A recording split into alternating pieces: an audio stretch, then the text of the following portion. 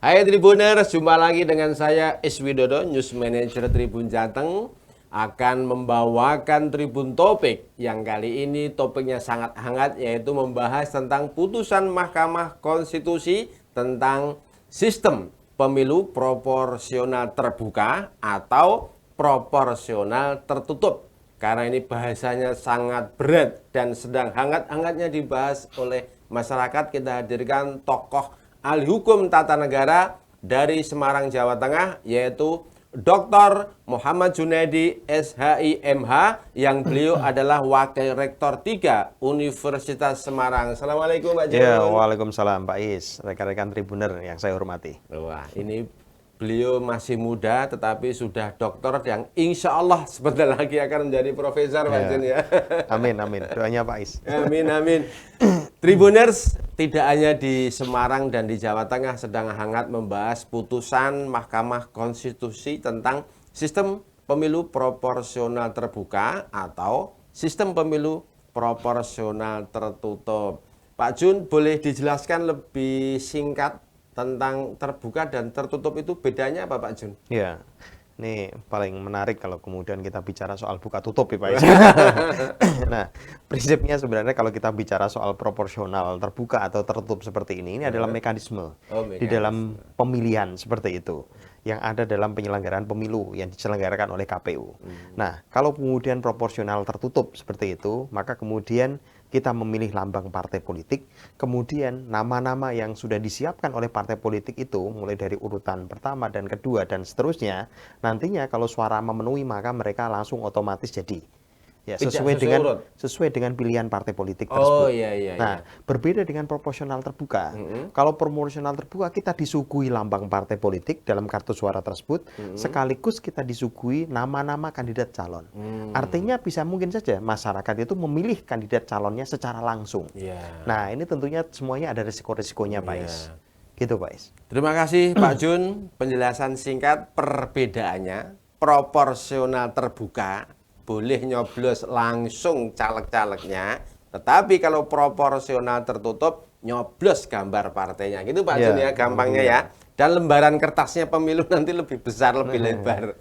Pak Jun, dari dua-duanya itu apakah dari tinjauan jenengan sebagai ahli hukum tata negara, apakah sistem terbuka maupun sistem tertutup itu ada dasar hukum ya Pak Jun? Iya, sebenarnya kita bicara soal konteks masalah demokrasi itu bisa diwujudkan dalam konteks sistem tersebut, Pak Is.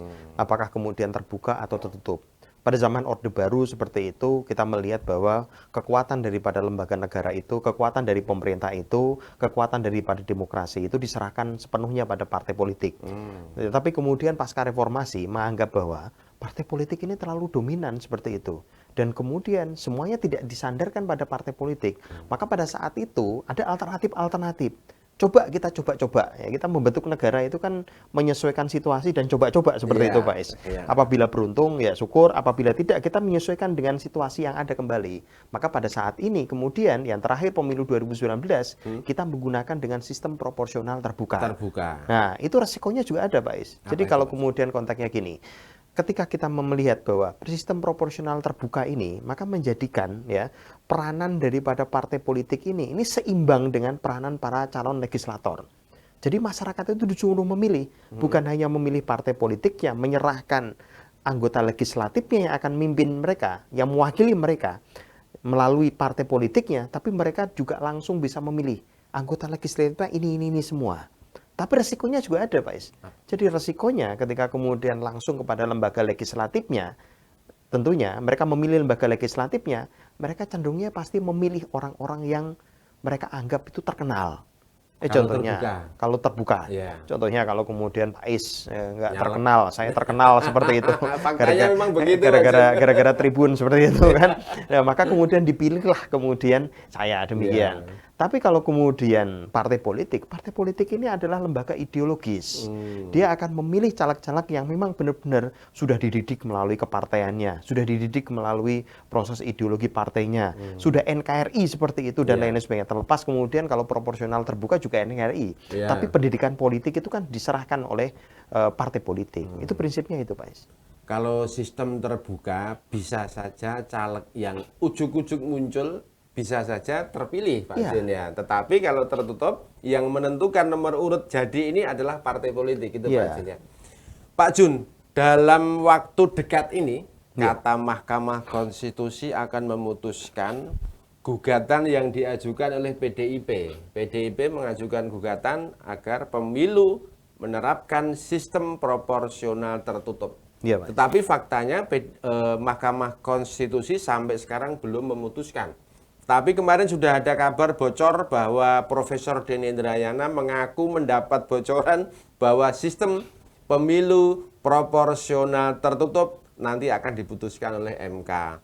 Kalau begitu, apakah putusan MK saat ini berlaku untuk penyelenggaraan pemilu yang saat ini sudah berjalan tahapannya atau pemilu yang akan datang, Pak Jun? Ya, jadi kalau saya berbicara soal apa yang kemudian dimunculkan polemik oleh Denny Indrayana itu hak Iya. Denny Indrayana. Tapi konteksnya kemudian saya melihat memang saat ini pilihan yang tepat untuk melihat situasi kondisi. Karena kita sudah menyerahkan partai politik sebagai lembaga untuk membangun demokrasi. Bahkan ada undang-undang partai politik seperti itu. Maka kemudian idealnya keputusan menurut pendapat saya adalah proporsional tertutup. Wah, Nah, itu pendapat saya, Pak Is. Iya, iya, Ya. Pak Jun. Ini kemudian bukan terafiliasi oleh siapapun seperti itu. Karena kita melihat kalau yang tadi Pak Is sampaikan itu benar juga. Kalau nanti proporsional terbuka, partai-partai politik ini akan mencari public figure. Mereka tidak cenderung pada kekuatan kaderisasinya, tidak cenderung pada basis ideologinya, tapi lebih cenderung pada popularitasnya. Partai politik yang dibutuhkan kan itu. Cuma putusan MK ini, kalau kemudian nantinya adalah tertutup, ya, ini kan putusan yang tidak tepat pada saat ini. Yang kemudian proses tahapan pemilu itu sedang berlangsung, yang sudah kita ada yang calon caleg-caleg itu yang sudah siap-siap membangun basis seperti itu dan lain-lain sebagainya, tiba-tiba ada putusan di tengah-tengah jalan. Ini kan tidak fair bahwa dalam prinsip hukum itu bahwa setiap peraturan yang dibentuk itu tidak boleh tergesa-gesa.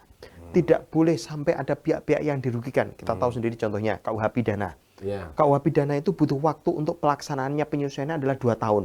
Supaya apa? Dalam masa transisi ini ada persiapan. Maka dalam pandangan saya ada 2 hal, Pak Is. Apa, Jun? Jika MK nanti Memutuskan. membuat putusan adalah tertutup, ya, maka MK itu harus membuat putusannya berlaku pada pemilu yang akan datang. Harus dijelaskan. Betul, harus Oh, seperti siap. itu. Atau kemudian yang kedua ini, Pak Is. Iya. Ini yang kemudian banyak pakar yang belum menyampaikan. Ya. Barangkali kalau kemudian nanti putusan MK adalah tertutup seperti itu, maka harus dilakukan penundaan pemilu. Wah, bahaya Pak Jun. Penundaan pemilu. Padahal Dalam rangka menjamin hak konstitusional. Walah, ini ya tata negaranya ke situ arahnya.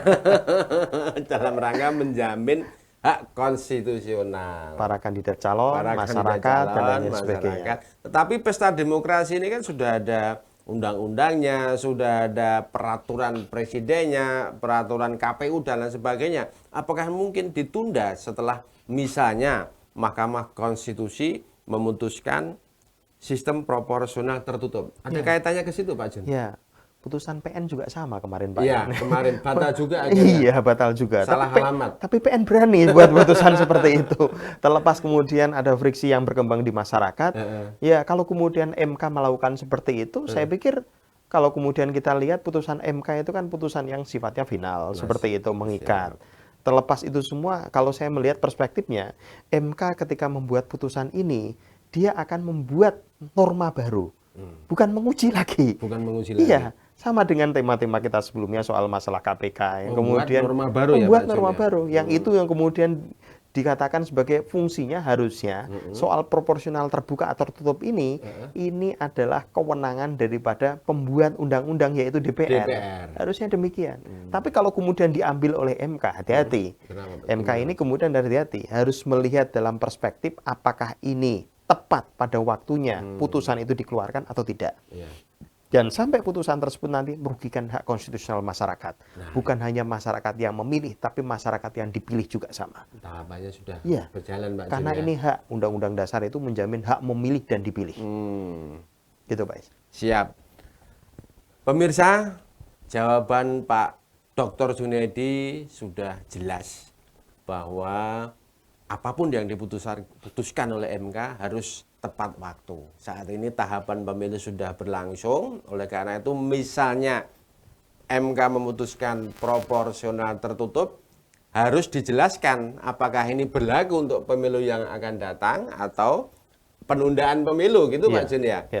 Satu lagi Pak Jun, ada beberapa pengamat dan anggota dewan menganggap MK ini seperti melebihi kewenangan DPR dan Presiden dalam membuat undang-undang.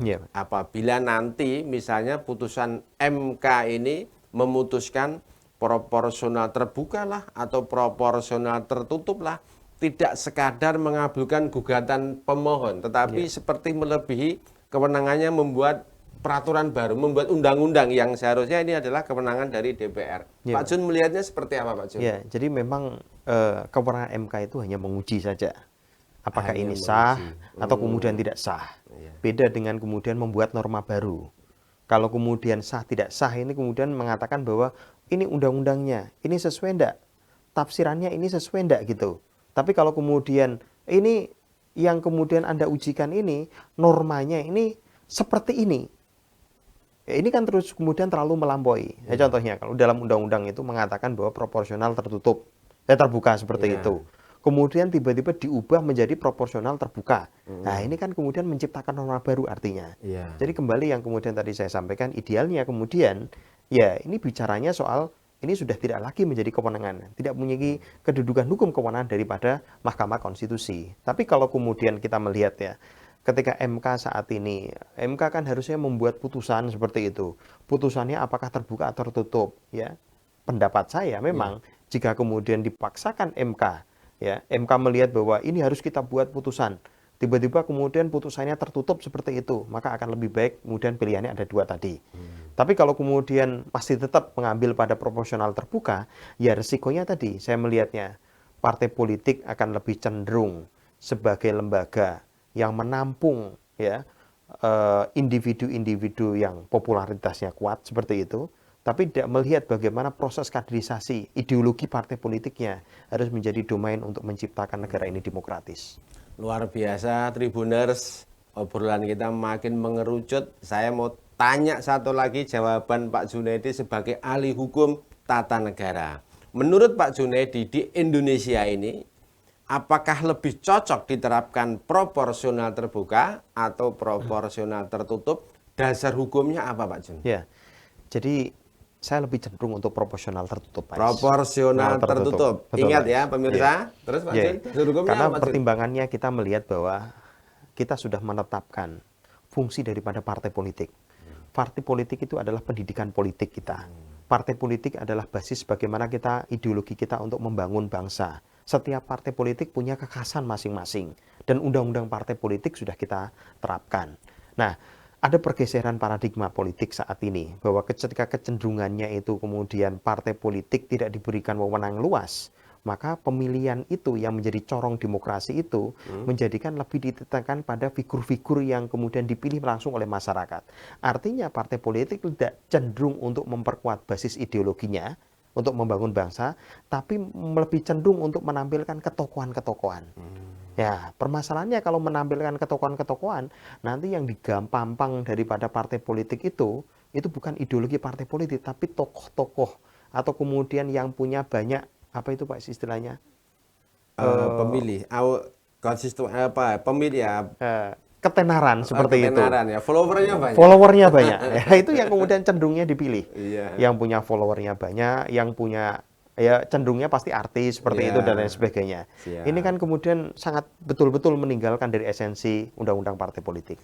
Tapi ada juga Pak Jun pengusaha yang selama ini tidak sempat untuk mengurus partai politik, tetapi dia sibuk untuk memajukan usahanya dan merekrut sebanyak-banyak pekerja di Jawa Tengah kah atau di mana, tiba-tiba dibutuhkan oleh partai politik untuk menjadi anggota dewan misalnya. Padahal sebelumnya dia bukan pengurus partai politik. Ini ada nilai plusnya juga. Menurut Pak Jun seperti apa? Ya, sebenarnya plus minusnya tetap ada, Pak Is. Ada. Cuma kemudian kita kembali pada basis ideologi politik partai politik tersebut. Ya, PDIP, Marhanisme seperti itu. kemudian PBB Masyumi seperti itu, Iya. partai-partai lain ya, Iya. contohnya PKB NU seperti Iya. itu dan lain-lain sebagainya. Iya. Artinya kemudian terlepas siapapun yang kemudian nantinya menduduki jabatan dari lembaga legislatif seperti itu, mereka harus mewakili ideologi partai politiknya. Jangan sampai kemudian mereka blank tanpa ada kekuatan ideologinya. Ujuk-ujuk ya Mas. Ujuk-ujuk seperti itu. Karena kita tidak mau membangun negara itu tanpa ada pendidikan politik terlebih dahulu, tanpa ada ideologi politik terlebih dahulu. Kita tidak bisa menyerahkan negara ini dengan orang yang mau coba-coba. Kita harus kuat ideologinya seperti itu. Luar biasa Tribuners, jawaban dari Pak Junaidi tegas bagaimana sebaiknya nanti putusan Mahkamah Konstitusi kita lihat, dan sampai sekarang belum diputuskan. Meskipun dugaan-dugaan bocoran putusan itu sudah beredar dan menjadi konsumsi masyarakat menjadi hangat. Tetapi menurut Dr. Junaidi SHIMH, pakar hukum tata negara dari Universitas Semarang, beliau berpendapat ada kemungkinan Mahkamah Konstitusi memutuskan sistem proporsional tertutup karena menurut Pak Jun hal itu lebih cocok untuk melahirkan pemimpin-pemimpin negara ini, kepala-kepala daerah dan lain sebagainya, anggota-anggota dewan dan lain sebagainya melalui kaderisasi di dalam partai politik. Dan dasar hukumnya lebih jelas. Satu lagi saya minta saran kepada Pak Junaidi untuk Mahkamah Konstitusi, Pak Jun. Iya. Monggo, Pak Jun. Jadi Mahkamah Konstitusi hari ini siap-siap untuk mengeluarkan putusan. Iya. Yang pertama, putusan tentunya tidak boleh bikin polemik masyarakat. Terlalu lama seperti itu, jangan seperti itu. Terlalu kemudian membingungkan masyarakat, jangan. Karena kemudian prinsip utama daripada putusan pengadilan ini, kalau kemudian diputuskan, maka membuat teduh masyarakat. Jangan membuat gaduh masyarakat. Nah, itu prinsip utamanya. Satu. Yang Kalau kedua, kemudian cenderung seperti itu, maka kasihan masyarakat nanti. Betul. Yang kedua, kalaupun kemudian harus diputuskan, harusnya melihat daripada aspek keadilan dan kepastian hukumnya. Jadi masyarakat hari ini pemilu sudah masuk pada tahapan-tahapan proses. Jangan sampai kemudian di tengah-tengah ada putusan yang membingungkan masyarakat, merugikan salah satu pihak. Dalam konteksnya undang-undang itu mengatakan memilih dan dipilih. Dua-duanya ini kemudian harus dijaga betul-betul. Apakah nantinya proporsional tertutup atau terbuka? Ya tentunya itu kita kembalikan pada hak konstitusional daripada Mahkamah Konstitusi. Tapi yang jelas yang menurut pandangan saya, MK itu tidak menjadi pembuat undang-undang, ya, tapi kemudian dia menguji undang-undang. Kemudian yang ketiga, tentunya ketika kemudian kita melihat dinamika yang ada, mohon tentunya partai-partai politik agak menghormati proses hukum yang berjalan. Jangan sampai kemudian proses hukum kemudian masih berjalan, kemudian muncul kegaduhan, yang dirugikan itu pasti satu. Siapa itu? Masyarakat Republik Indonesia. Saya pikir itu, Pak Is. Siap, luar biasa Tribuners. Saran dan usulan dari Dr. Junaidi untuk Mahkamah Konstitusi sudah disampaikan dan jelas. Simak Tribun Topik pada edisi berikutnya dengan menghadirkan tokoh-tokoh yang juga kaliber. Obrolan kali ini Tribun Topics bersama Dr. Junaidi SHIMH, Wakil Rektor 3 USM, bisa disaksikan di medsos Tribun Jateng dan website tribunjateng.com serta koran cetak Tribun Jateng. Terima kasih, salam sehat, assalamualaikum warahmatullahi wabarakatuh. Waalaikumsalam warahmatullahi wabarakatuh. Terima kasih banyak, Pak Is. Luar biasa Pak Siap. Jan.